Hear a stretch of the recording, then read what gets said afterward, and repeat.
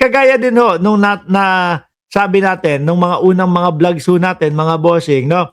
Hindi sisipot si Sara Duterte at pagkatapos ng hindi pagsipot ay maglalabas ng mga ganitong statement or magpapa press conference, mga kababayan. Ayan, o, di ba? May statement.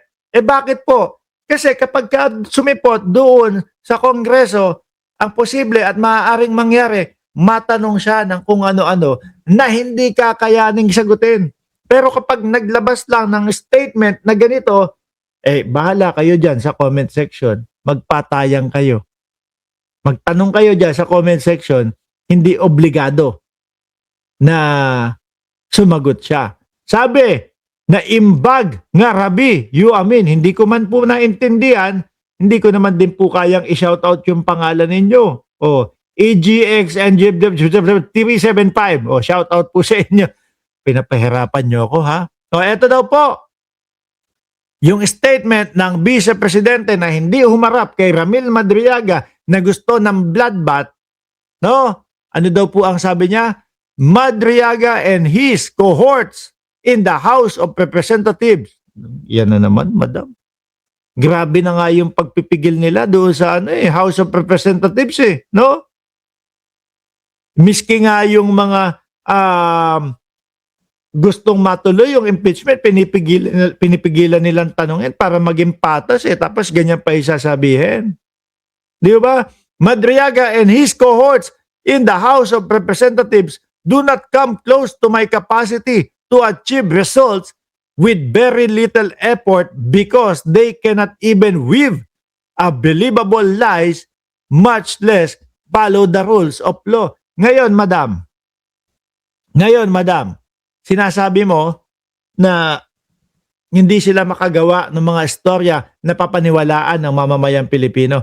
Ang tanong po natin dyan, sila kapag ka nagsalita, pag sinabi na kilala ko ang Vice Presidente at kilala ako at close ako ng Vice Presidente, may mga inilalatag na mga litrato, picture. Meron pang mga 84 million na mga managers check, etc. No? Ito ay yung nagpapalakas na talagang close si Madriaga sa inyo. Kayo po, ano ang patunay ninyo na hindi kayo magkakilala? Mukhang wala. Mukhang ebas-ebas lang. Sabi ni EJX 375. Sir, good evening. Ang ibig ko sabihin, magandang gabi din po sa inyo. Di ba? Mga kababayan, dapat na malaman nyo, bilib ako sa kulay ko. Ako ay Pilipino. Ay, sandali. Ano pala yun? Sorry. Francis Magalo na yan. Okay. Mga kababayan, this mini trial, yung pa din nasasabihin nyo, mini trial, lahat na nga iniiwasan, lahat sinisita. Alam natin, ang daming gigil doon sa Congress na gustong malaman kung ano yung katotohanan. Pero pinipigilan po ni Congresswoman Beatrix Luistro para maging patas po sa lahat. No? Tapos sasabihin mo pa din mini trial.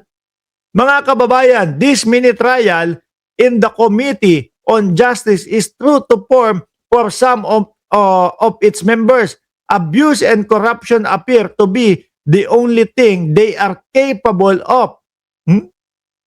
Let us remember that the first impeachment case itself was marred by allegation of bribery involving members of House of Representatives. Si Michael Poa, di ba? Nadulas na nga isang beses na nakakatanggap siya.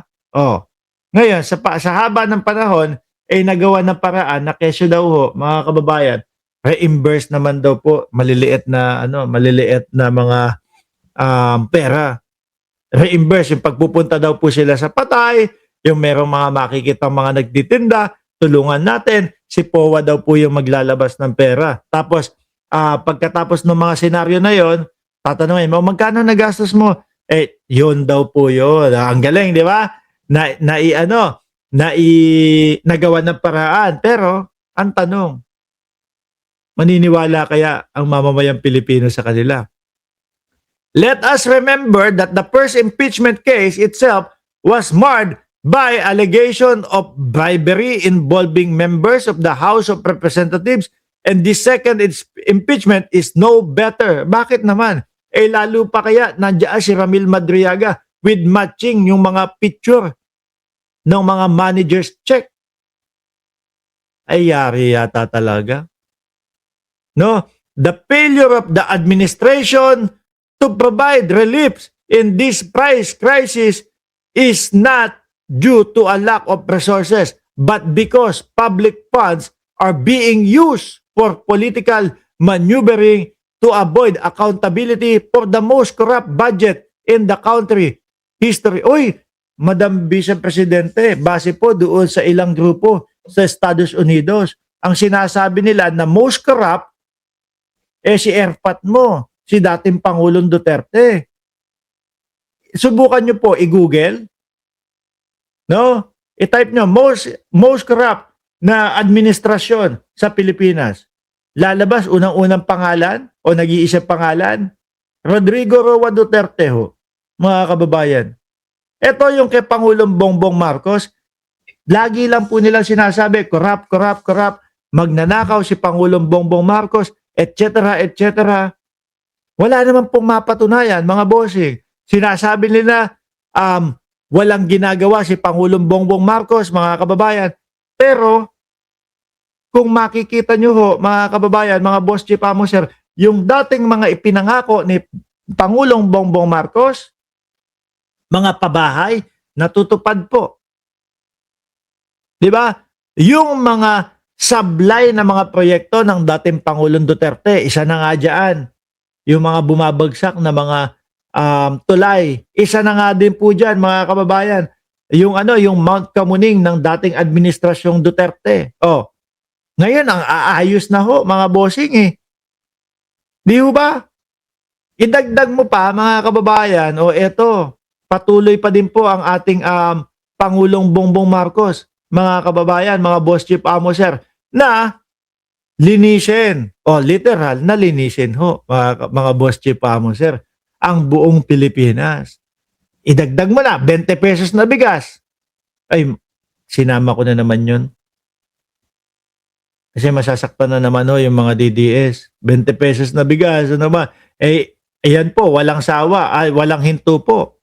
Sinasabi nila, mga ilang buwan lang hinto na yung 20 pesos na bigas.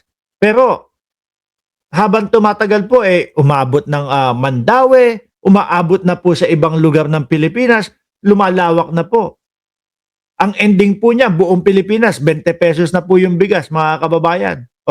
Bakit? Mark, paano nagagawa ng Pangulo yung gano'n?